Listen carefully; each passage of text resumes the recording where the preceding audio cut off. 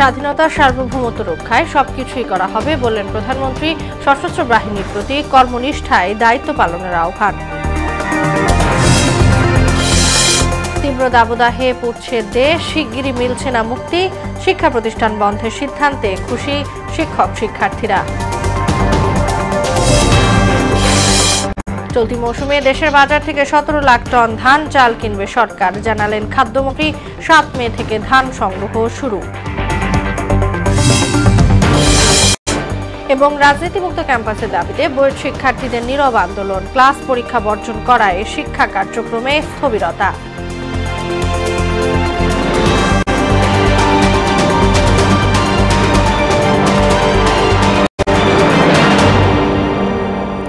আসসালামু আলাইকুম, সবাইকে মোহনা সংবাদে স্বাগত। শুনছিলেন শিরোনাম, সঙ্গে আছি তাসনুমা বিনতে তাহির।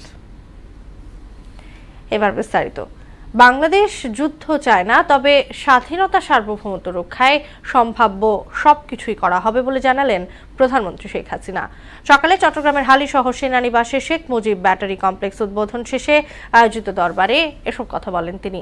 এ সময় পেশাগত দক্ষতা, কর্মনিষ্ঠা ও দেশপ্রেমে উদ্বুদ্ধ হয়ে সশস্ত্র বাহিনীকে দায়িত্ব পালনের আহ্বানও জানান সরকার প্রধান। নাসির উদ্দিনের রিপোর্ট। মুজিব ব্যাটারি, যা বাংলাদেশের প্রথম আর্টিলারি বা ভারী অস্ত্র সম্বলিত ইউনিট। মুক্তিযুদ্ধে 1971 সালের 22 জুলাই ভারতের কোনাবান অঞ্চলে 6টি কামান নিয়ে প্রতিষ্ঠা পায় সেনাবাহিনীর এই ইউনিট। পাকিস্তান থেকে পালিয়ে আসা গোলন্দাজ বাহিনীর 80 জন বাঙালি সদস্য সেখানে যুক্ত হন। মেজর খালেদ মোশাররফ এর নামকরণ করেন মুজিব ব্যাটারি। গোলন্দাজ বাহিনীর বীরত্ব গাথা দেশবাসীর কাছে তুলে ধরতেই হালিশহর সেনানিবাস আর্টিলারি সেন্টার ও স্কুলে নির্মাণ করা হয় এই কমপ্লেক্স, যার উদ্বোধন করেন প্রধানমন্ত্রী শেখ হাসিনা। কমপ্লেক্সে স্থাপিত আর্টিলারি জাদুঘর পরিদর্শন করেন তিনি। ঘুরে দেখেন গোলন্দাজ বাহিনীর উল্লেখযোগ্য অপারেশনগুলোর গৌরবময় ইতিহাস। পরে বাহিনীর বিশেষ দরবারে যোগ দেন প্রধানমন্ত্রী শেখ হাসিনা। তিনি বলেন, আধুনিক জ্ঞান সম্পন্ন প্রশিক্ষিত সশস্ত্র বাহিনী গড়ে তুলতে কাজ করছে সরকার। সশস্ত্র বাহিনী সারা বিশ্বে একটা মর্যাদা নিয়ে চলবে। তাদের পেশাগত দক্ষতা, কর্তব্যনিষ্ঠা এবং অনুশীলন, প্রশিক্ষণ এবং দেশপ্রেমে উদ্বুদ্ধ হয়ে দায়িত্ব পালন করবে। বাংলাদেশ শান্তিতে বিশ্বাসী, তবে সার্বভৌমত্বে আঘাত এলে সহ্য করা হবে না বলেও হুঁশিয়ারি জানান তিনি। যে কোনো দেশের সশস্ত্র বাহিনী যুদ্ধে জয়ী হতে পারে তখন যখন জনগণের আস্থা, বিশ্বাস তাদের উপর থাকে। আমরা কারোর সঙ্গে যুদ্ধ করতে চাই না, আমরা সকলের সাথে বন্ধুত্ব চাই। পাশাপাশি আমাদের এটাও মনে রাখতে হবে, আমাদের দেশটা স্বাধীন সার্বভৌম দেশ। আমরা যুদ্ধ করে বিজয় অর্জন করেছি। আমাদের স্বাধীনতা সার্বভৌমত্বকে ক্ষুণ্ণ করুক, আমরা তা চাই না।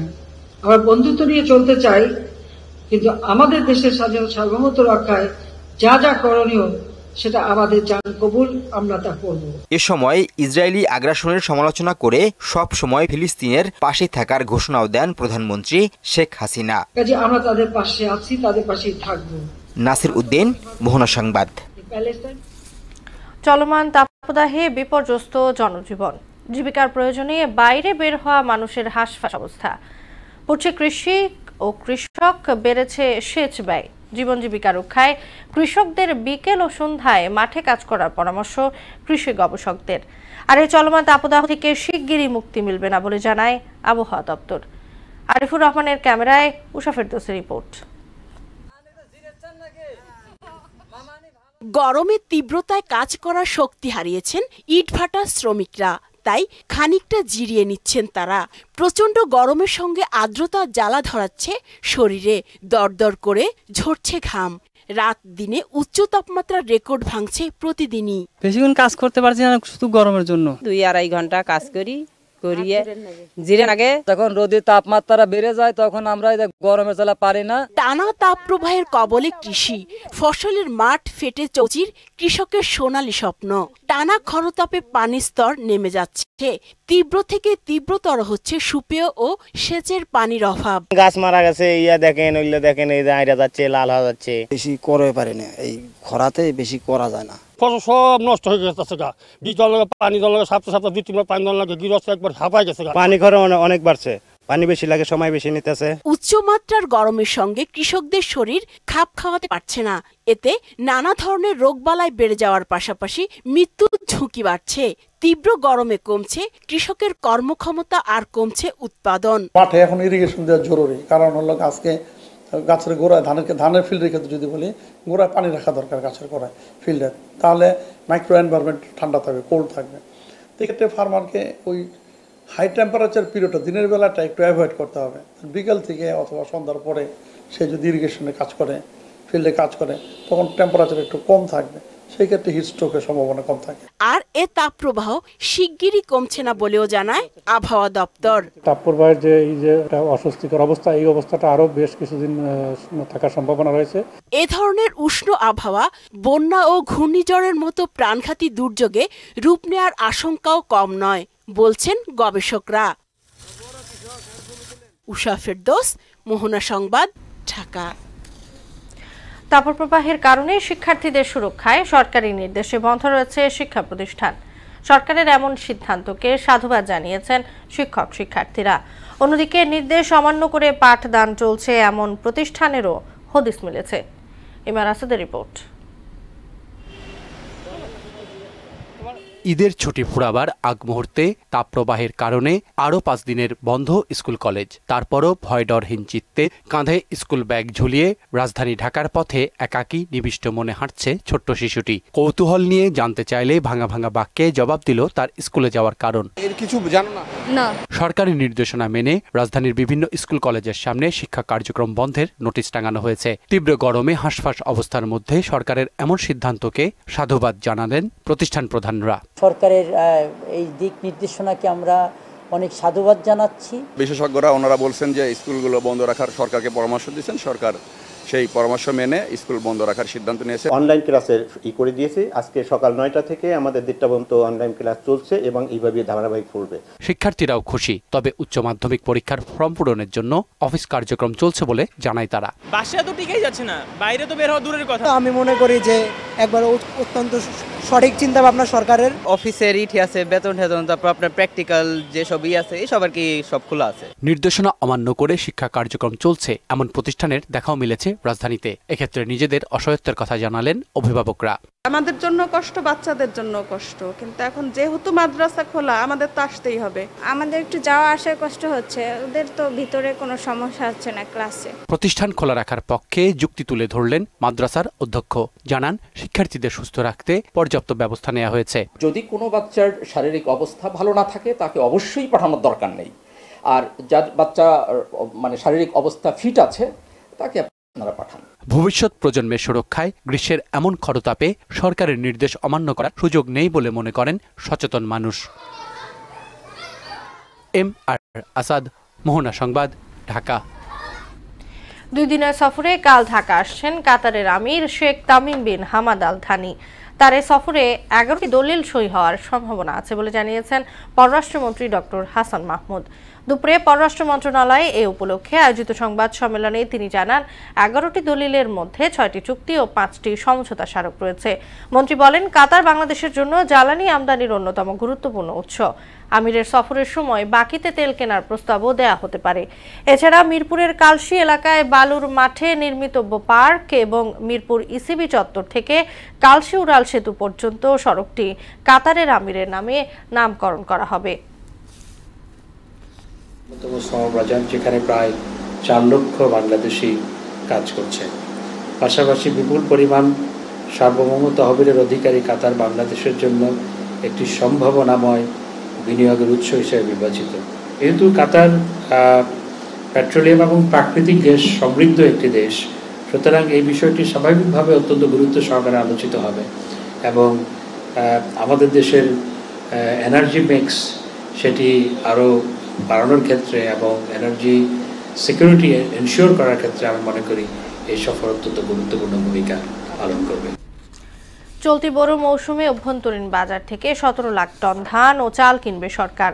এর মধ্যে 5 লাখ টন ধান, 11 লাখ টন সেদ্ধ চাল, 1 লাখ টন আতপ চাল সংগ্রহের লক্ষ্যমাত্রা নির্ধারণ করা হয়েছে। সকালে সচিবালয়ে খাদ্য পরিকল্পনা ও পরিধারণ কমিটির বৈঠক শেষে খাদ্যমন্ত্রী সাধন চন্দ্র মজুমদার সাংবাদিকদের এ তথ্য জানান। বলেন, প্রতি কেজি বোরো ধানের সংগ্রহ মূল্য নির্ধারণ করা হয়েছে ধান 32 টাকা, সেদ্ধ চাল 45 টাকা এবং আতপ চাল 44 টাকা। একই সঙ্গে 34 টাকা দরে 50,000 টন গম কেনারও সিদ্ধান্ত নিয়েছে কমিটি। আগামী 7 মে থেকে ধান সংগ্রহ শুরু হবে বলেও জানিয়েছেন মন্ত্রী।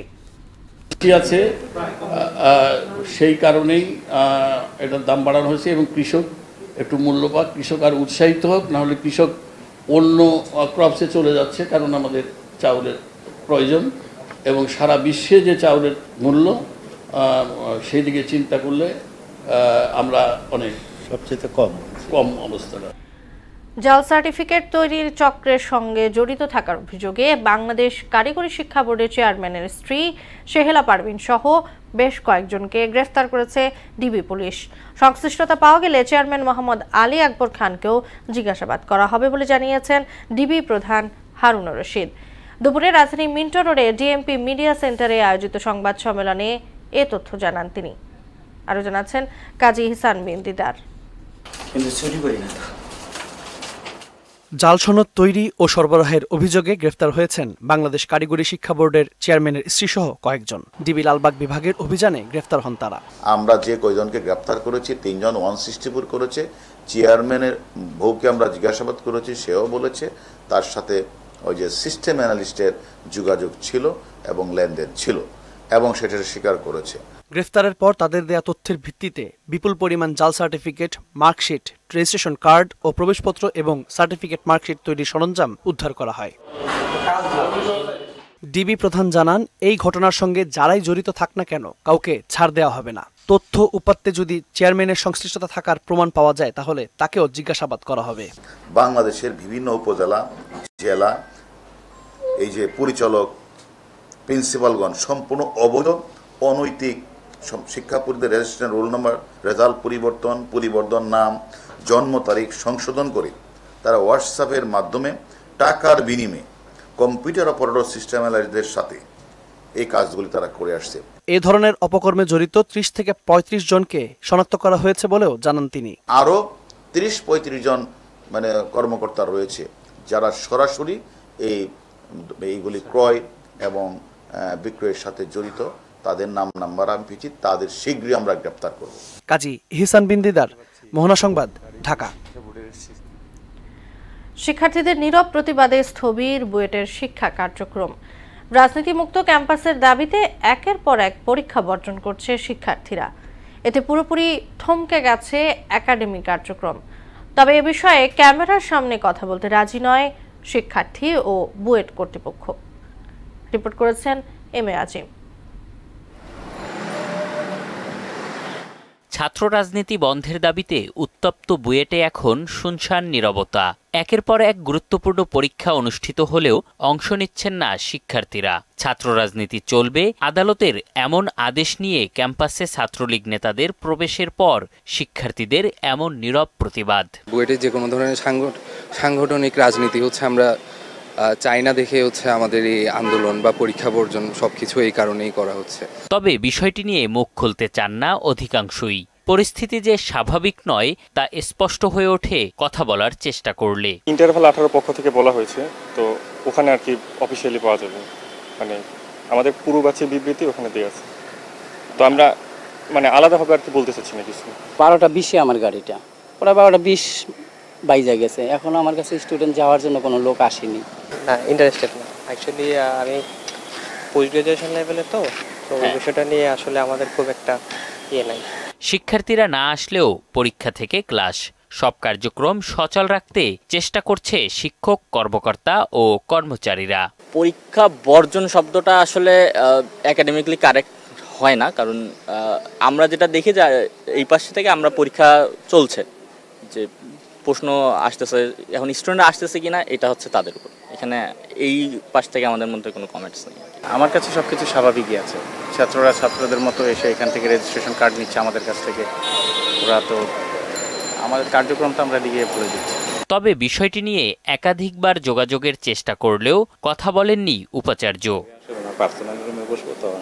গেল 16 ও 18 এপ্রিল দুটি পরীক্ষা অনুষ্ঠিত হলেও শিক্ষার্থীরা তা বর্জন করেছে। একের পর এক পরীক্ষা বর্জনে বাংলাদেশ প্রকৌশল বিশ্ববিদ্যালয় বুয়েটে এখন থমথমে অবস্থা বিরাজ করছে। কোন পথে যাচ্ছে কারিগরি শিক্ষায় দেশের সবচেয়ে মেধাবীদের এ শিক্ষা প্রতিষ্ঠানটি তা বলতে পারছে না কেউ। তবে দেশের স্বার্থে এর সমাধান দ্রুত হওয়াই শ্রেয়। এম এ আজিম, মোহনা সংবাদ, ঢাকা। রাজধানীর খিলগাঁও রেলগেটে চলন্ত ট্রেন থেকে নামার সময় চাকায় কাটা পড়ে বিচ্ছিন্ন হয়েছে তেল, গ্যাস, খনিজ সম্পদ ও বিদ্যুৎ বন্দর রক্ষা জাতীয় কমিটির সদস্য সচিব অধ্যাপক আনু মোহাম্মদের বাঁ পায়ের 5 আঙ্গুল। ঢাকা মেডিকেল কলেজ হাসপাতালে তিনি যে চিকিৎসকের তত্ত্বাবধানে রয়েছেন তিনি জানিয়েছেন আঙ্গুলগুলো রাখা সম্ভব হবে না। দুপুরে Dhaka medical burn and plastic surgery unit প্রধান অধ্যাপক ডাক্তার বিধান সরকার এই কথা জানান। অর্থনৈতিক উন্নয়ন ও কর্মসংস্থান সৃষ্টিতে এনআরবিসি ব্যাংক সক্ষমতার অবদান রেখে চলেছে বলে জানালেন বরিশাল 3 আসনের সংসদ সদস্য গোলাম কিবরিয়া টিপু। বাবুগঞ্জের আগরপুরে ব্যাংকটির উপশাখার উদ্বোধনী অনুষ্ঠানে একথা বলেন তিনি। প্রত্যন্ত অঞ্চলে শাখা স্থাপন করে ব্যাংকটি সাধারণ মানুষের ভাগ্য উন্নয়নে কাজ করছে বলেও জানান তিনি। ব্যাংকের ব্যবস্থাপনা পরিচালক ও প্রধান নির্বাহী গোলাম আউলিয়া, উপব্যবস্থাপনা পরিচালক মোহাম্মদ হুমায়ুন কবির সহ স্থানীয় গণ্যমান্য ব্যক্তিরা এতে উপস্থিত ছিলেন। খেলার খবর। নাজমুল হোসেন শান্ত ও রাকিবকে পেছনে ফেলে বাংলাদেশ ক্রীড়া লেখক সমিতি বিএসপির বর্ষসেরা ক্রীড়াবিদ নির্বাচিত হয়েছেন দেশের দ্রুততম মানব Imranur Rahman. Are popular choice award জিতলেন জাতীয় ফুটবলার শেখ মোরসালিন। 1964 সাল থেকে সেরা ক্রীড়াবিদ ও ক্রীড়া সংশ্লিষ্টদের পুরস্কৃত করে আসছে সংগঠনটি। তারই ধারাবাহিকতায় রাজধানীর একটি হোটেলে জমকালো অনুষ্ঠানের মাধ্যমে 2023 সালের সেরাদের পুরস্কার তুলে দেওয়া হয়। বিএসপি এর সভাপতি রেজওয়ানুজ্জামান রাজীবের সভাপতিত্বে সাবেক যুব ও ক্রীড়া প্রতিমন্ত্রী জাহিদ হাসান রাসেল ও স্কয়ার টয়লেট্রিজের ব্যবস্থাপনা পরিচালক অঞ্জন চৌধুরী অনুষ্ঠানে উপস্থিত ছিলেন। লাভ বাড়াইতে পারি অলিম্পিকে, South championship, South Games, Asian ইনডোরে, তো ইনশাল্লাহ আমার মোটিভেট করে তো আরও ভালো করে লাগে আমার দেশে লাগে আর এই স্টেজে এবার আইতাম। চেষ্টা থাকবে আরও ভালো করার জন্য এবং আমি খুবই হ্যাপি যে মানুষ আমাকে সুন্দরভাবে ভোট দিয়েছে। তো আমি আসলে সবার আশার প্রতিদান দিতে চাই। দেখে ভালো লাগছে যে অন্য স্পোর্টস যারা আছে, অন্য ডিসিপ্লিন যারা আছে সেখান থেকেও বাকিরা উঠে আসছেন, তার মানে আমাদের সবাই স্পোর্টস ফলো করছেন। শেষ করব মোহনা সংবাদ, যাবার আগে সুনামগুলো জানিয়ে দিচ্ছি।